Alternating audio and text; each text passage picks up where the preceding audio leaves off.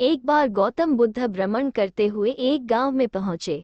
उस गांव का ग्राम प्रमुख बुद्ध को पसंद नहीं करता था। वो नहीं चाहता था कि लोग बुद्ध की बातें सुने। उसे जैसे ही पता चला कि बुद्ध अपने शिष्यों के साथ गांव में आ रहे हैं, उसने लोगों को आदेश दिया कि वे अपने घरों के दरवाजे बंद रखें और बुद्ध को भिक्षा न दें। वो स्वयं भी दरवाजे बंद कर घर के चबूतरे पर बैठ गया। बुद्ध इस बात से अवगत थे। वो मुस्कराते हुए ग्राम प्रमुख के घर के सामने खड़े हो गए और उन्होंने भिक्षा की मांग की।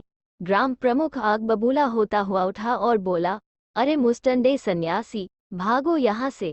काम धंधा कुछ करते नहीं और भीख मांगकर पेट भरते हो। क्यों अपना और नौजवान शिष्यों का जीवन नष्ट कर रहे हो? कुछ कष्ट उठाओ, काम करो और पेट भरो। भागो यहाँ से।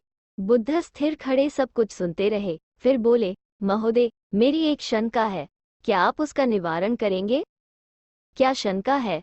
ग्राम प्रमुख ने तेज स्वर में पूछा। बुद्ध बोले, महोदय, आपके घर में आकर कोई कुछ मांगता है। आप उस पर दया करके कुछ पदार्थ थाली में रखकर लाते हैं और वो उसे स्वीकार किए बिना ही चला जाता है। तो बताइए कि आप उस थाली और उसमें रखे पदार्थ का क्या करेंगे? ग्राम प्रमुख ने कहा, मैं उसे वापस अपने घर में रख लूंगा, कोई नष्ट थोड़े ही करूंगा।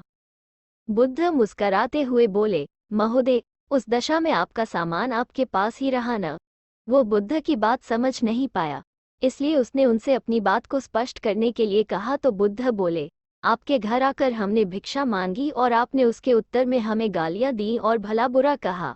आपने हमें भिक्षा में अपशब्द दिए जो हमें स्वीकार्य नहीं, इसलिए यह आपके पास ही रह गए, जैसा कि आप स्वयं स्वीकार कर चुके हैं। ग्राम प्रमुख को अपनी गलती का एहसास हो गया। उसने उनसे क्षमा मांग ली। कहानी पसंद आए तो चैनल को लाइक, शेयर और सब्सक्राइब करें। धन्यवाद।